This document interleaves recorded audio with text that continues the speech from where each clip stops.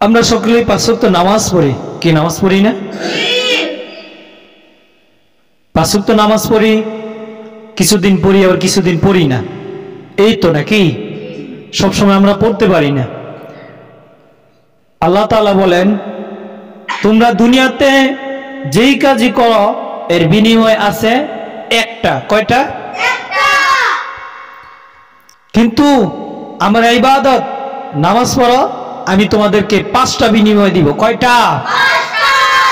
পাঁচটা বিনিময় দিব। পাঁচটা বিনিময় আল্লাহ তাআলা বলেছেন, এই পাঁচটা বিনিময় যদি তোমরা পাইতে চাও তাহলে পাঁচ ওয়াক্ত নামাজ পড়ো। এক নাম্বার হচ্ছে, যে ব্যক্তি পাঁচ ওয়াক্ত নামাজ পড়বে তাকে, তার মধ্যে মারা যাওয়াটা হচ্ছে, সে যখন মারা যাবে, পাঁচ ওয়াক্ত নামাজ যে পড়বে, সে যখন মারা যাবে মনে হবে যে সে ঘুমিয়েছে, এইটা তার কাছে মনে হবে।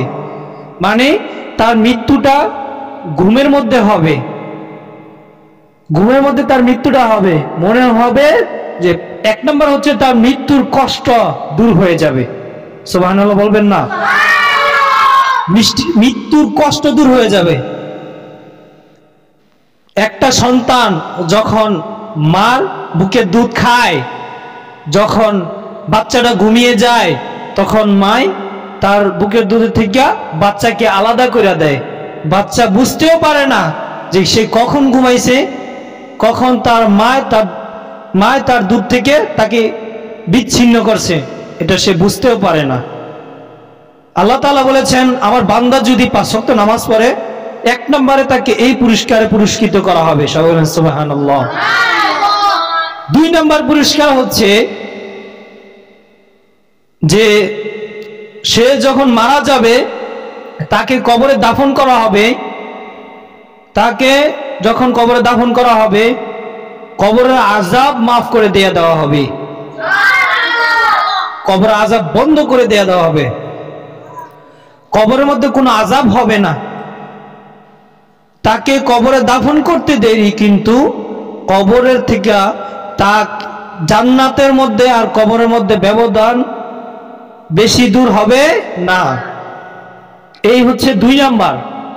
তিন নাম্বার হচ্ছে পাঁচ ওয়াক্ত নামাজওয়ালা ব্যক্তিদের জন্য, হে বান্দারা, তিন নাম্বার হচ্ছে তোমাদেরকে আমলনামা ডান হাতে দেওয়া হবে।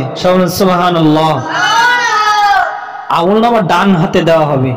যারা পাপী নিকৃষ্ট তাদের আমলনামা বাম হাতে দিয়ে দেওয়া হবে। হাদিসের মধ্যে আছে, তার পেছন দিয়ে হাত ঢুকিয়ে, পেছনের মেরুদণ্ড দিয়ে হাত ঢুকিয়ে তার সামনে দিয়ে হাত বের করে তার বাম হাতে দিয়ে দেওয়া হবে।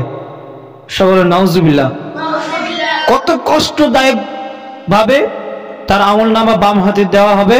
যারা পাপী, যারা গুনাহগার, তাদেরকে বাম হাতে আমলনামা দেওয়া হবে। আর যারা জান্নাতি, যারা নেক আমলকার, তাদেরকে ডান হাতে আমলনামা দেওয়া হবে। যে নাও তোমার আমলনামা, তুমি যে দুনিয়াতে কিভাবে চলেছ, তোমার আমলনামা নেও, দেখো।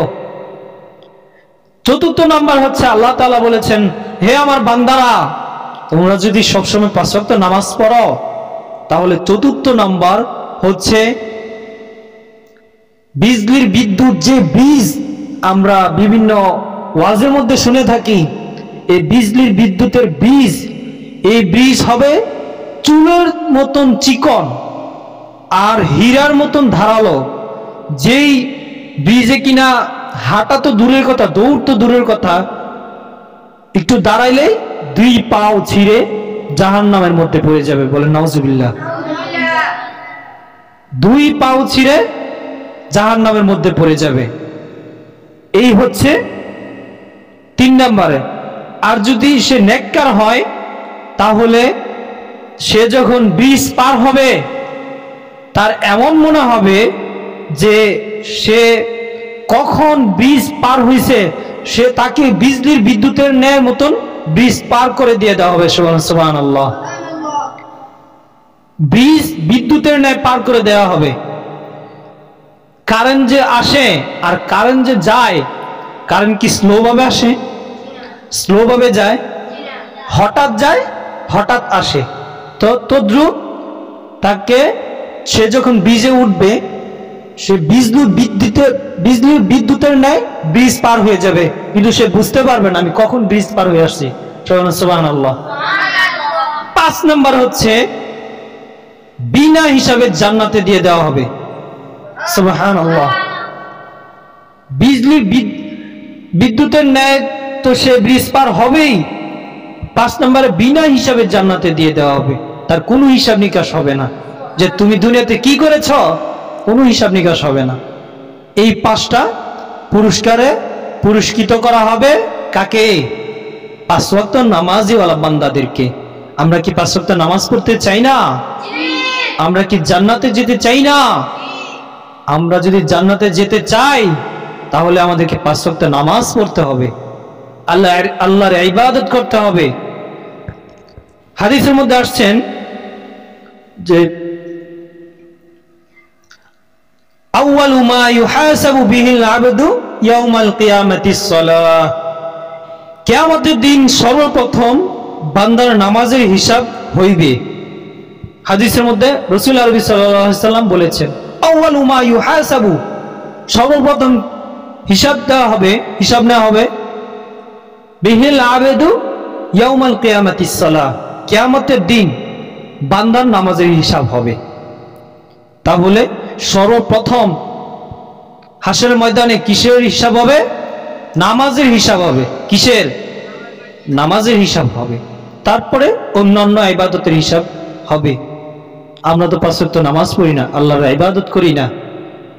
আল্লাহ তাআলা আমাদেরকে সব সময় 5 ওয়াক্ত নামাজ পড়ার তৌফিক দান করুন। সবাই বলুন আমিন।